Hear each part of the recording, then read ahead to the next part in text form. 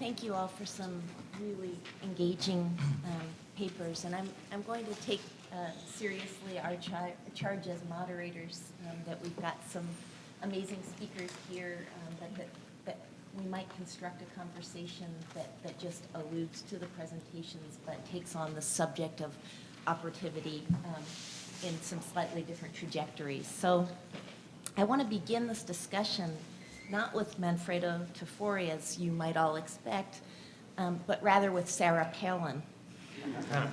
Last summer, Palin sent the now infamous Twitter message that peaceful Muslims should repudiate the idea of constructing a mosque near ground zero. Palin was quick to claim that the term, an unfortunate conflation of refute and repudiate, was a typo, but her attempted revisionism was a case of too little too late. The Oxford American Dictionary named repudiate its 2010 word of the year. I want to use this example to contemplate the roles of operative language in architectural discourse and its agility in imagining new formats and novel models of practice. Yesterday's papers included terms such as architect/dilettante historian, descriptive genealogist, presentist, nowism, amateur online research, graphic reorganization of recently downloaded data, amnesiac practitioner, architect by training, historian by specialization, fear-mongering, talented non-PhD, the Euro Plus model of history, and I want to be sure that I pronounce this one properly, flow. Your papers deployed terms extraneous to the discipline like retcon, mashup, expanded archives, simulated histories, architectural promiscuity, weak operative principles, the wow effect. And I want to ask, could each of you briefly reflect on the operative roles of language in forging new models of practice and formats for the dissemination of ideas? Can I take that as a metaphor?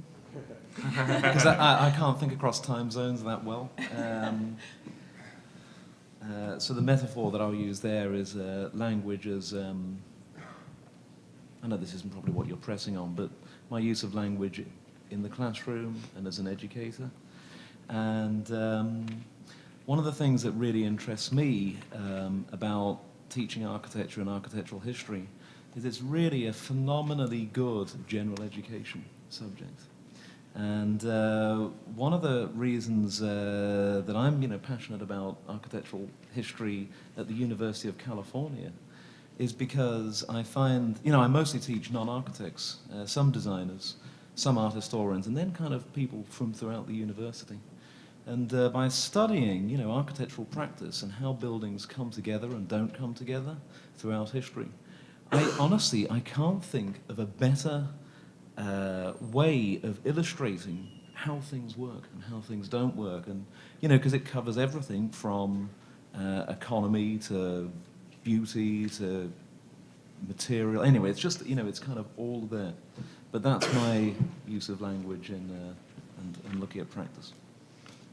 I mean, for me, the word that I will own up to as being introduced in a way into an architectural context is mashup, and I've sort of said that from the outset. But the reason I find it important here, and maybe there are other words that could do this, but for me, again, using it metaphorically to actually piggyback on a discourse in another discipline in which the new mode of production has been already sort of articulated and found interesting in aesthetic terms, might allow us to see the contemporary production in architecture differently than we've been seeing it. So it's kind of estranges something that we're used to. It's no longer, I don't want us to think about contemporary production in terms in which we thought of postmodernism, even though issues of a kind of exquisite corpse, quotation, etc., may be part of that mode today. But if we actually are able to sort of push it forward into something that we're able to currently accept in music, and that might be actually producing aesthetic effects in music that we are happy with and culturally actually able to deal with, then maybe we can change the way we evaluate it in architecture itself. So it's an issue of metaphor, but also of estrangement for me, so that we can kind of reconceptualize something. Well, you know, I mean, it's not just language, but it's writing, which I guess would be the primary vehicle of most historians. And, you know, in my really irresponsible use of history and misappropriation of terminology from other fields, you know, what I'm looking for is a methodology as a practitioner. So it's less, you know, maybe the role of the practitioner to speak to accuracy.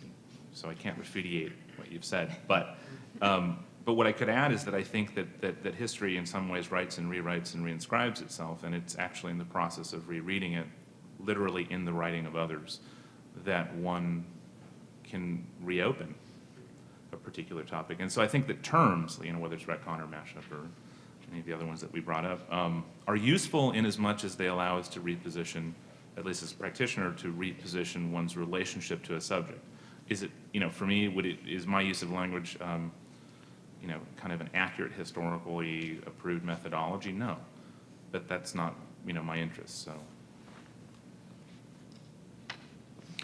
Yes, I think that the role of language in constructing a sort of architectural narrative is very crucial. And in a way, this has also been the finding of the right words has a very long history. For example, as you know, the first book that talks about architecture, in modern architecture, Alberti's De Edificatoria, was actually a book without images.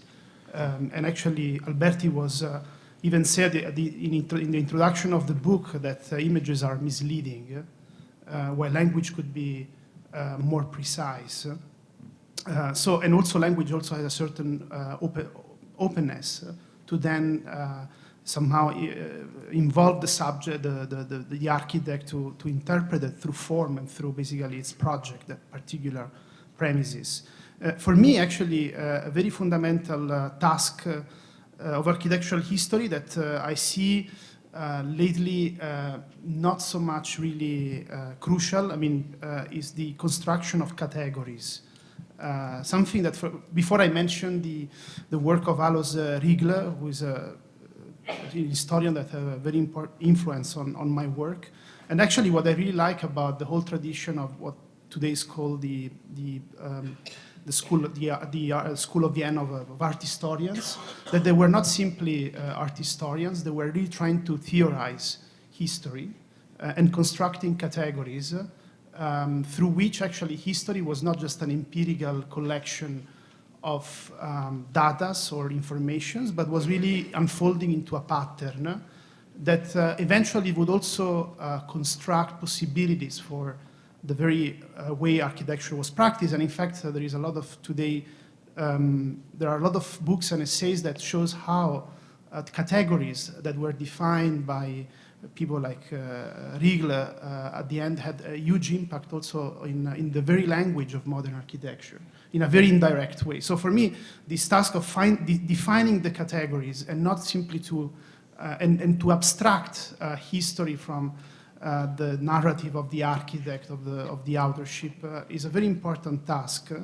And I have to say that one, for me, the most disappointing experience of reading books by historians is that sometimes this discussion of categories is not really emphasized. And there is simply a sort of discovery of new informations and new topics, but there is no kind of a theorization of the framework in which these things are produced.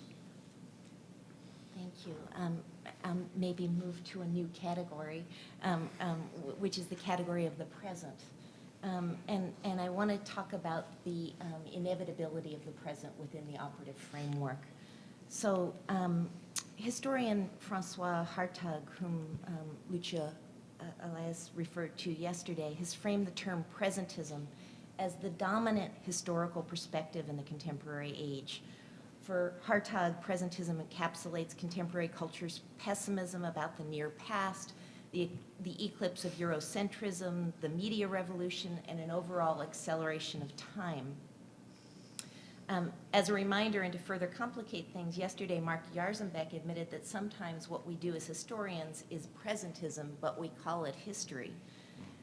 Architectural theorist Sylvia Lavin engages contemporaneity as a term that surpasses questions of architectural novelty and treats it as a category with its own epistemology and history.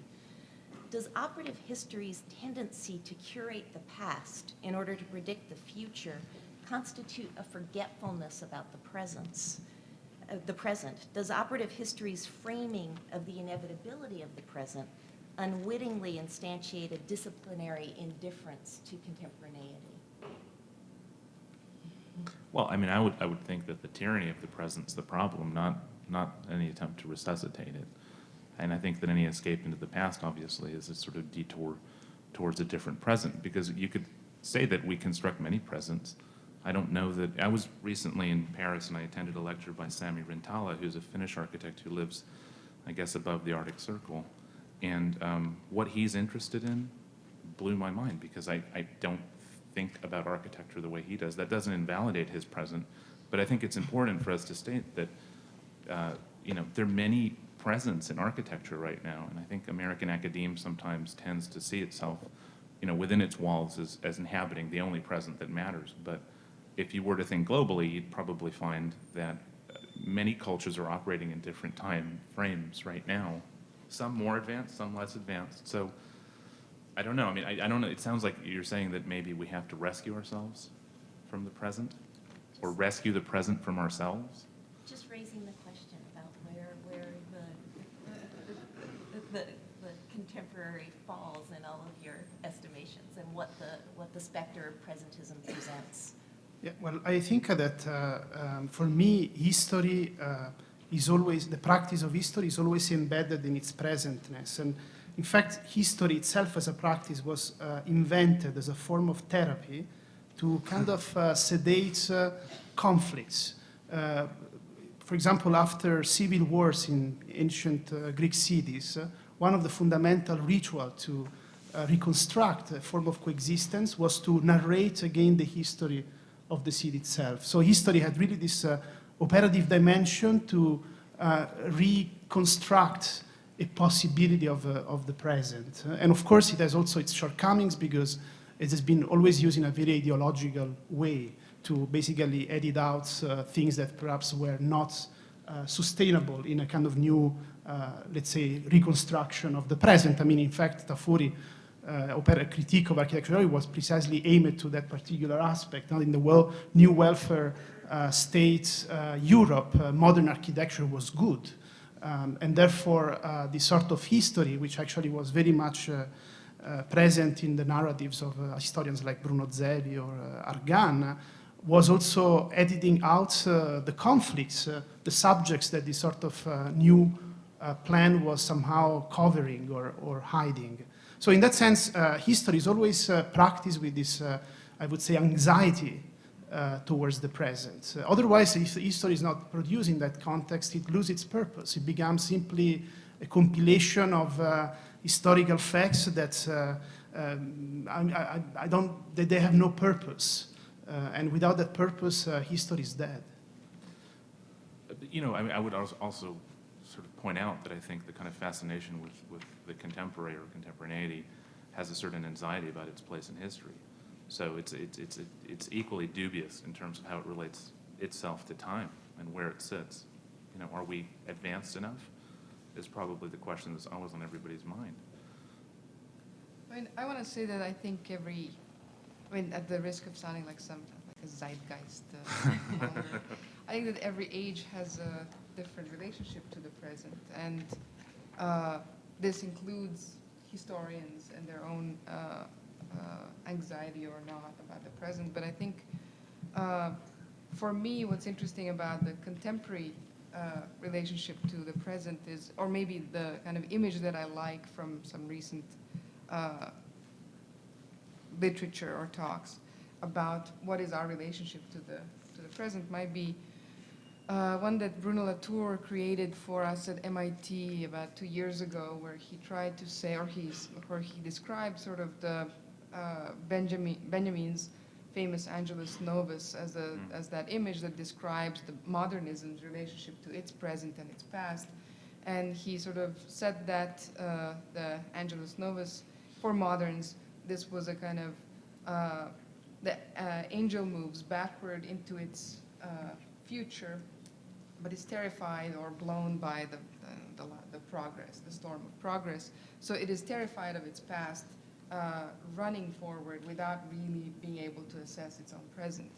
And he, in a way, turned that image around to describe what is our contemporary predicament, and he said something like, we're basically now able to look forward and or have eyes on our back of our head or something like that, but basically there's a kind of perspective temporality, something where we have been awakened by the destruction that we have produced in the wake of this kind of movement, and now can only look forward and face the kind of imminent dangers of our own problems, which allows us to have all of the past behind us as a kind of well of useful, operative historical knowledge. So that's, for me, something that describes sort of maybe the contemporary relationship to the present, past, and future. Yeah, I'm sorry to be so parochial. I think the problem for me is I'm teaching the architectural history survey course right now, just on Stonehenge. And faced with, 100 undergraduates, I suppose, I'm up at the front as well as trying to sort of sweat out the nuances of evolutionary anthropology. I'm kind of constantly thinking, what am I doing this for? And, I think that for me, architectural history in that sort of general education setting, which is what's on my mind, is extraordinarily useful as a tool. And by that, I don't mean that I'm trying to sort of sell my students a certain view of history or this is what has to happen next. I am, though, trying to sort of equip them with tools for thinking, probably about the present, in which the future is being made. And at the back of my mind as well is this crisis of the public university and what are we doing? And I just think, furnishing my students with a parallax view on the present, in which you can see all sorts of things have happened in the past, and also history can go extraordinarily badly wrong at certain points, and then, history can do great things. Honestly, I see a sort of revelation for the students, that by studying the past, the present sort of becomes alive in some way. Okay, thanks. I want to conclude with, if we've just talked a little bit about the present, the last question that I want to ask you has to do with the construction of the past and the future. And I'm thinking about it along the lines of teleological escape velocities. So turning to the teleological implications of operative history through a slightly different lens, Stephen Jay Gould has written about what he calls a missing term in evolutionary biology, exaptation. In Gould's hands, exaptation distinguishes between historical genesis and current utility. So if adaptations are built by natural selection for their current role, exaptations enhance fitness, but were not built by natural selection for their current role. I wonder if we could think of operative history within the same framework, as a sort of teleological escape velocity that still sanctions the instrumentalization of history without occasioning the revision of historical narratives. So I think there were a number of accounts on the table about how this might work, and I wonder if any of you might speak to that. Well, I'm just trying to figure out if Sarah Palin's adaptive or exaptive. Well, I think neoconservatism is a pretty interesting thing to think about right now, because it's a sort of form of futurism that relies on excavating an artificial past to sort of justify a very terrifying future. So, in some ways, I think it'd be useful to think about how history is applied instrumentally and where it's applied. Because I think we're caught in a culture right now that either is being blown forward in some cases or being blown backwards quite violently. But I think that as a practitioner, maybe the most important thing is trying to grapple with positioning or finding a way to position oneself today in relationship to the present and the past, because I think, at least in my experience, I don't know that history's been on the table for most practitioners for about a decade or a decade and a half. And sort of to echo what was said yesterday by Mark, I think that we owe it to ourselves and certainly to our students to sort of re-engage history, not out of the interest of, in a kind of postmodernist way, reproducing historical forms, because I think that's probably not the right approach, but rather to begin to sort of ground the discipline in its inheritances, I suppose. And that sounds like a kind of neocon thing to say, but well. I found my groove. I'm going to stick with the general education thing. And so one of the things that I like to show students about history is that sort of, what was it, acceptation. I sort of wonder whether there's a fascinating generation of students right now, but one of the things that I think that they assume is that just stuff just happens, and that it's not really possible to intervene. And a friend of mine who teaches film and gender and cultural studies and so on told me how, to her horror, when she did a poll in a class once, the film that students really loved was Crash, because it shows that kind of, stuff happens. Which one? Sorry, was it Crash? Ballard or No, hold on, have I got the wrong...